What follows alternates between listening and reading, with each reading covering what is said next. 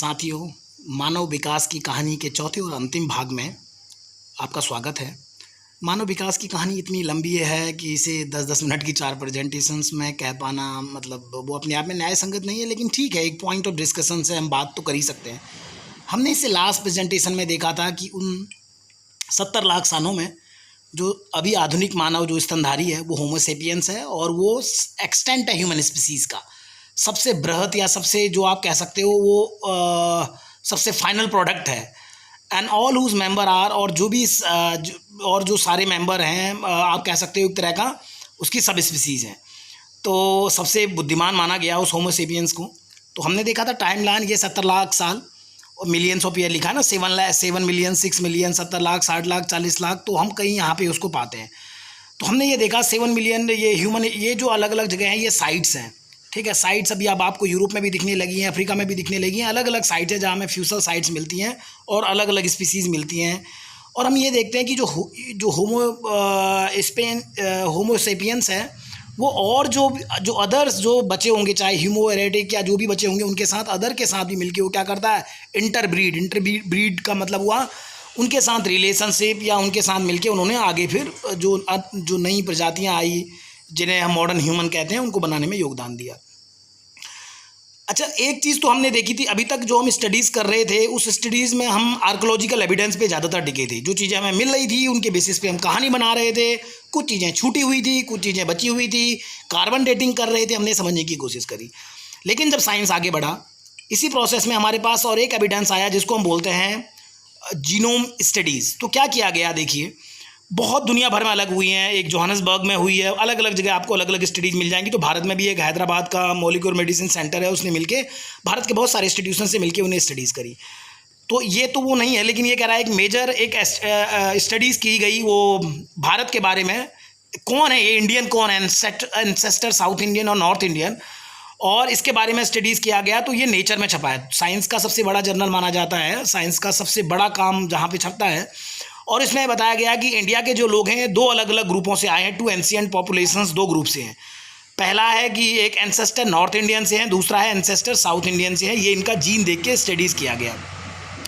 जो north India वाले हैं वो मिडिल ईस्ट, ध्यान से देखना, मिडिल ईस्ट का मतलब मध्य एशिया, मध्य एशिया का मतलब वो गल्फ, अरब की दुनिया, इराक, ईरान, तुर्क, ठीक है, और Iraq, Iran, Saudi Arabia, Lebanon, central Asia, Tajikistan, Turkmenistan, Afghanistan, Pakistan, चलो पाकिस्तान हटा दो एक बार को, किर्गिजिस्तान, यूरोपियंस एंड तो हमारे जो नॉर्थ इंडियन वाले हैं, यानी आप और मैं, जो हम सब लोग इस प्रेजेंटेशन को देख रहे हैं ना, तो हमारे जो ग्रुप के लोग हैं वो सेंट्रल एशिया में भी हैं।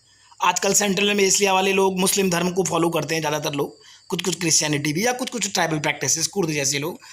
यूरोप में भी अलग धर्म को पैदा करते हैं, अलग लैंग्वेज बोलते हैं, अलग दिखते हैं, लेकिन हम सब के फोर फादर एक हैं। क्या समझ में आ रहा है आपको?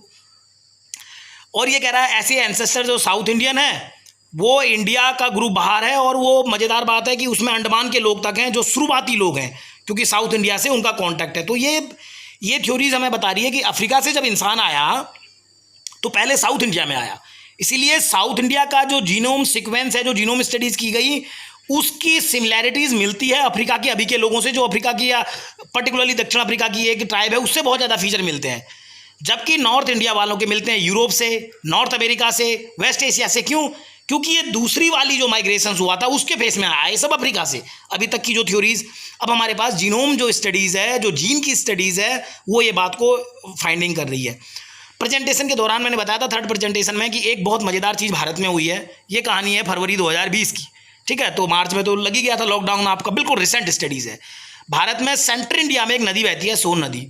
वहाँ पे आर्कोलॉजिकल ने खुदाई करी है, वहाँ पे कोई जगह है ढाबा, और वहाँ पे ह्यूमन ऑक्यूपेशंस, वहाँ मानव का ऐसा मिला है कि इंसान यहाँ रहते थे 80,000 साल पहले।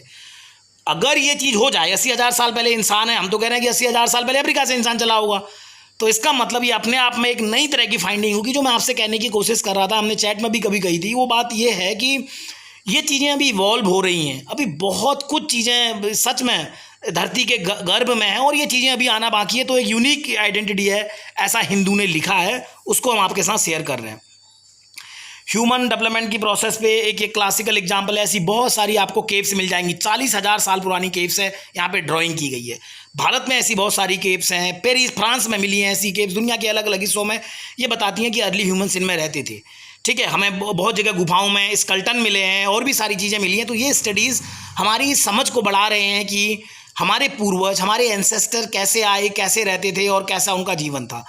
अब एक मज़ेदार बात हम स्टडीज़ कर रहे हैं, अब हम आपके सामने स्टडीज़ करेंगे एम्ब्रिगो का। एम्ब्रियोलॉजी एक साइंस है। एम्ब्रियोलॉजी का मतलब है जो भ्रूण जानते हैं ना, माँ के गर्भ में जो बच्चा विकसित होने का जो पूरा प्रोसेस है, बच्चा होता है, उसको हम एम्ब्रियोलॉजी या फिर हम भ्रूण बोलते हैं। तो हम क्या डार्विन के एविडेंस को, जो डार्विन की थ्योरीज़ है जिसके बारे में सुबह मैं आपको ओरिजिन ऑफ द स्पीसीज दिखा रहा था, उसको हम देखने की कोशिश करते हैं कि वो क्या हमें एम्ब्रियोलॉजिकल स्टडीज़ में क्या दिखता है। अर्ली डेवलपमेंट स्टेज जब शुरुआत बच्चे का बनता है ना, तो जब बच्चा बन रहा होता है माँ के गर्भ में, अगर हम उसका अल्ट्रासाउंड करके देखते हैं तो हमें दिखता है structure that will not represent in the organism in the final form. तो हमें ऐसा स्ट्रक्चर दिखता है जैसा इंसान में होता नहीं है, कुछ अलग तरह का, अभी हम देखेंगे। और बहुत सारी सिमिलैरिटीज़ है। उसका क्या मतलब है, क्या वो डार्विन की जो थ्योरीज़ है कि सब हम एक जगह से चालू हुए हैं, जो हम कह रहे थे हमारे एंसेस्टर एक हैं, हमारे सबके फोर फादर एक हैं, क्या वहाँ से शुरू हुआ है? For example human develop detail, जैसे इंसान में पूंछ दिखती है beginning stage of our development, कहते हैं कि पहले इंसान में पूंछ थी। तो ये चीज़ें हमें ये प्रूव करती हैं कि हम कहाँ से आए हैं। गर्भ के भीतर इस रोमांचक संसार में आपका स्वागत है, जहाँ हर शिशु विकसित होता है। ये बच्चा है माँ के गर्भ में और जन्म के बाद जीवन के लिए तैयार होता है यहाँ, और यहाँ ही के बाद वो दुनिया में आता है। माँ के गर्भ में विकास करते समय मानव का जो भ्रूण होता है, जिसको हम एम्ब्रिगो कहते हैं, और इसका जो स्टडीज़ किया गया उसने बहुत ही फैसिनेटिंग सी चीज़ें हमें दी हैं। आप देखिए, फैसिनेटिंग आपकी आंखों के सामने है। ये जो एम्ब्रियोलॉजी है ये एक सपोर्ट करती है theory that organism has a common ancestor, कि इन सब आपको सब एक जैसे नहीं दिख रहे हैं। अब देखो क्या है, ये अर्ली एम्ब्रियो है, ये मिड है, ये है मैच्योर होने के बाद। इंसान का बच्चा शुरुआत में इस तरह का होता है, देखिए आप, अर्ली, उसके बाद मिड में ऐसा आता है और लास्ट में ऐसा होता है। अब आप देखिए, ये है दूसरा चिकन, यहाँ लास्ट में ऐसा है, बीच में ऐसा, और यहाँ ये आपका है मगरमच्छ, और ये आपका सलेमंदर, और फर्स्ट वाली आपकी है फिश। अब आप देखिए पहली वाली क्या सब आपको एक जैसे नहीं लग रहे हैं? ये क्या कहता है, ये थ्योरी ऑफ एवोल्यूशन ये कहता है that not every features of an ancestor इम्ब्रोगी सोन इज डिसीडेंट्स। इसका मतलब जो ये एक सब एक जैसे लग रहे हैं, ये भी डार्विन की थ्योरीज कहती है, डार्विनिज्म की, जो इनके हर एक फीचर है जरूरी नहीं है बाद में इनमें दिखें। ठीक है, और ये एक्सप्लेन करता है कि इनके अलग अलग स्पीसीज़ के जो एम्ब्रियो डेवलप्ड हुए हैं उनमें एक सिमिलैरिटीज़ है। इसको कैसे देखा जाना चाहिए, जब आप 12th क्लास में साइंस पढ़ेंगे, बायोलॉजी पढ़ेंगे, तब आपको समझ में आएगा। तो इसको ऐसे भी देखा जा सकता है कि तुलनात्मक रूप से अगर हम देखें तो जीवो जो हैं, जो सारे अभी जीव हैं, इन जीवों में एक रूपता है, इनमें भिन्नता भी है। ये भी सिद्धांत कहता है डार्विन का, भिन्नता है। देखो दिख रही है आपको भिन्नता, एक स्टेज के बाद भिन्नता है, लेकिन इनमें समानता भी है जब ये एम्ब्रियो बन रहा है। तो बेसिकली हम ये कह सकते हैं कि जो डार्विन की थ्योरी है, जो ये कहती है कि इन स्पीसीज़ के बीच में एक रिलेशनशिप है। ठीक है, जो हमने पढ़ने की कोशिश करी थी, हमने क्या समझने की कोशिश की थी कि नेचर सिलेक्शंस करता है। हमने सब ये किया, कहता है species change over the time, species over the time changes हुई हैं। इसका मतलब क्या सभी ऐसे थे एक बार ऐसे? और ये न्यू स्पीसीज को ये कहने की कोशिश करता है they have the common ancestor, they have the common ancestor. समझ में आ रहा है आपको? यानी एंसेस्टर का मतलब इनके पूर्वज एक कॉमन है, और ये फिर दिखाता है कि नेचर ने इनको सेलेक्ट किया है, इन्वायरमेंट का रोल है, इनमें अलग अलग डाइवर्सिटीज़ है। तो ये क्लासिकल एग्जाम्पल है जो आपको आगे पढ़ना चाहिए। साइंस में आप सर्च कीजिए, आपको खुद सर्च करना है, बहुत कुछ आपको खान अकेडमीज़ के अच्छे वीडियोज़ में मिल जाएगा। आपके साइंस के टीचर, बायोलॉजी की टीचर की मदद लीजिए आप। एक और ये 12th क्लास से मैंने दिया है, ये देखिए, ये हैं आपके डायनासोर की शुरुआती प्रजातियाँ हैं, और आज जो मगरमच्छ पाया जाता है उनके बीच में एक रिलेशनशिप इस तरह से, इनके स्ट्रक्चर्स में, इनके हार्ट में, इनकी और भी तरह के सिस्टम्स में एक इस तरह का रिलेशनशिप पाया जाता है। तो ये बताता है कि ये क्या कॉमन एंसेस्टर है हमारे। और सबसे क्लासिकल एग्जाम्पल, ये भी मैंने क्लास 12th की बायोलॉजी की बुक से लिया। ये सब चीज़ें हमारे पास हैं, फिर भी पता नहीं लोगों के समझ में क्यों नहीं आता है ना। ये मानव है, देखिए, ये मानव का आपको दिख रहा है, ये चीते का है, ये व्हेल मछली का है, चमगादड़ का है। क्या सिमिलरिटीज़ नहीं दिख रही है आपको? आप कैसे देखेंगे इसको? तो हमें इनको इस तरह से देखने की ज़रूरत है। और लास्ट जो मैं क्लास 12th की बुक से आपके साथ शेयर कर रहा हूँ, देखिए आप क्लास 6 में होने के बाद भी आप क्लास 12th की प्रेजेंटेशन देख रहे हैं। ये तीन देखो, ये आपको, आप ध्यान से देखिए, ये आपको मॉडर्न ह्यूमन आज की तरह दिख रहा होगा आज का बच्चा, ये पहले का और ये बहुत पहले का। इसमें क्या दिया गया है, ये तीनों आपको स्कल दिखाए गए हैं। मैं ये आपको समझाने की कोशिश की थी अभी प्रेजेंटेशन के दौरान कि कैसे हम इवॉल्व हुए हैं। तो देखिए, जो ये चिंपैंजी है, पुराना वाला चिंपैंजी है, इसकी खोपड़ी देखिए आप कैसी है।